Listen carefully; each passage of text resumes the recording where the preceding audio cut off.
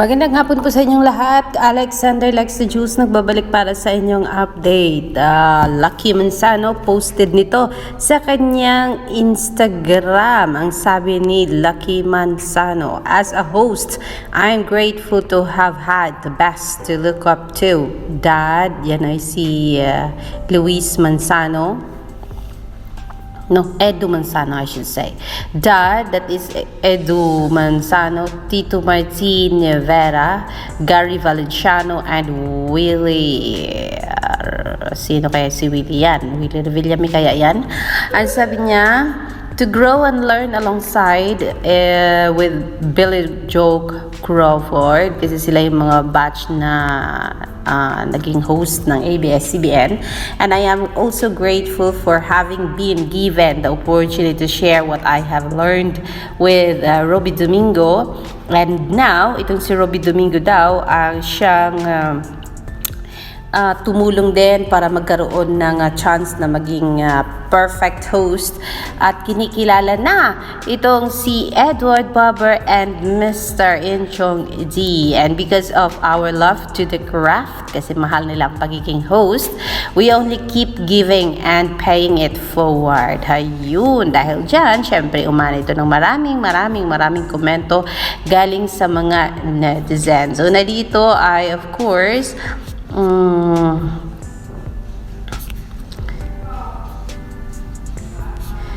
Señorita Jessie with all the hearts, Bianca Gonzalez. Ang sabi ni Billy Crawford, "I love you brother, the best ka pa din, sarap mong pisilin katulad nung," ay sorry, di pa pala, DM to, direct message to. Ang sabi ni Billy Crawford. Ang sabi ni Lucky Manzano, chop chop chop, Mua chup chup bro. Ayun. Of course, nandito si I Am Jane.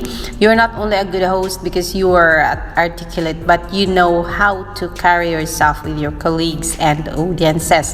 When you start talking, everyone would listen talaga." Sabi naman ni Martin Vera, "You are the better version of all the names you so humbly listed above. You are all of us rolled into one, versatile, one of the kind host. Coming from a family of good and talented hosts, you truly are lucky." Ayun, sabi ni Diane Kupa, "This message seems to be cooking up a new dish to a different kitchen. I think may bago daw programa itong si Lucky Manzano." Sabi naman ni Rizrai Kobley, "Goodbye old network, hello new network po ba to?" Ayun, parang nakinikita nila na baka magkakaroon ng bagong network itong si Lucky Manzano, at parang pasalamat niya ang pagiging magaling niyang host, of course, from Martin Vera, Gary Valenciano. And yes, dito tayo sa sabi ni Rez Rai Kobley, "Goodbye old network, hello new network po ba to? Good luck if it is." Ayun, parang nakikita nila na baka lilipat na ng ibang network itong si Lucky Manzano. Nako, ang sabi din ng mga supporters ni Edward Bobber, excited sila, baka daw. At may bagong project si Edward Bobber. Sabi ni Diane, if mangyari na nasa ibang network na, nakakasad, pero it's life. God bless you all. Sabi niya ganon. How about unknown user? Sabi, "That's the result of having a blog with Kuya Will."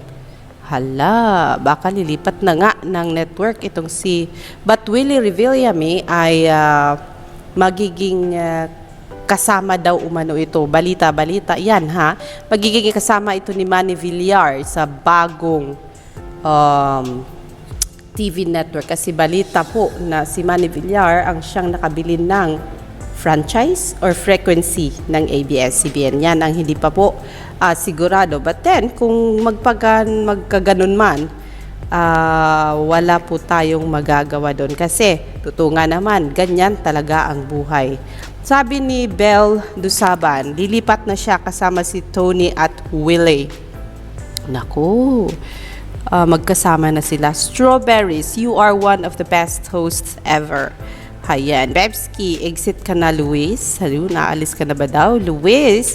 Ayan, and ang sabi ni Ann, lilipat ka na ba ng network, Luis? Sana hindi, pero if kailangan talaga at mas maraming opportunities mo, we will still support you, but our hearts remains in, alam na this, ABS-CBN. Sabi ni Carlos Sol, doon ako pupunta sa naka-pink na face mask. Saan yun? Darwin, napansin ko kagad mga height ninyo. Same lang pala kayo ng height mga ang tataas nyo, sabi niya. Sabi ni Marian, Lucky Manzano, hello po sir. Luis, sana po mapansin niyo po ako. Ayun, iba yun ang gusto niya. Ron Zaya, in English pa, Lucky Manzano, ayan tuloy, mali pagkaintindi ng madami. Sana tinagalog na lang daw.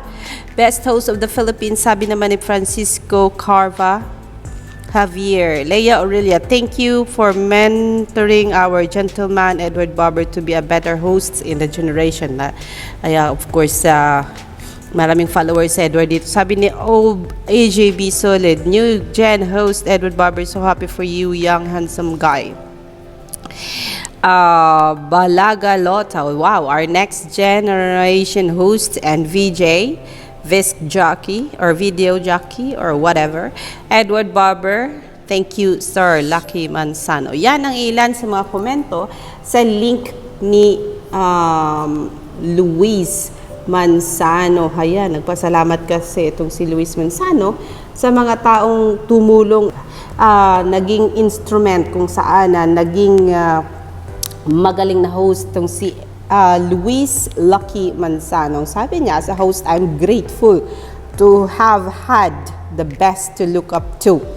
Na yun, in English mo pa kasi, tuloy, iba ang interpretation ng iba. But then yes, of course, aminado tayo na itong si Robby Domingo, siya din ang dahilan kung bakit mas nahasa lalo ni Edward Barber and Enchong D ang kanilang pagiging new generation host. Kaya, o ano man ang path na susundin mo, Luis Manzano, of course, magiging proud sa'yo ang mga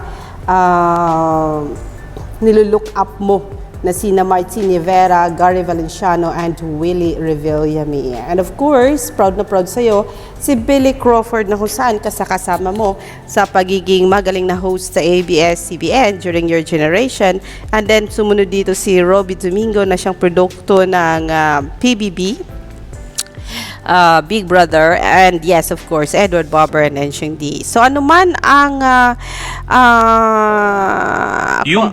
kung ano man ang landas na tatahakin mo after election, I think nawawala na ng pag-asa ngayon ang mga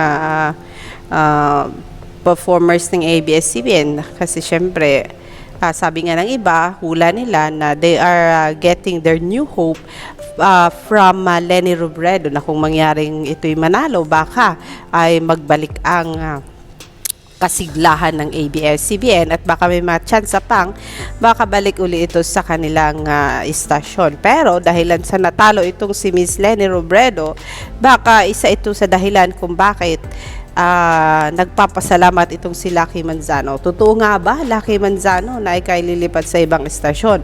At baka makakasama mo ba itong mga new generation host? I'm not so sure about that. But yes, yung totoo, sinong loko ang gagawa nito? Then yes, yung totoo, Lucky Manzano, malalaman din naman yan one day soon. As soon as possible siguro, kasi kung mag-uumpisa ka na nga ng bagong proyekto under new management and new television network, hindi maitatago yan kasi makikita ng taong bayan yan. Ayan. And Edward Barber, wow, isa ka na talaga sa kinikilalang new generation host kasi pati si Lucky Manzano ay kinikilala ka. And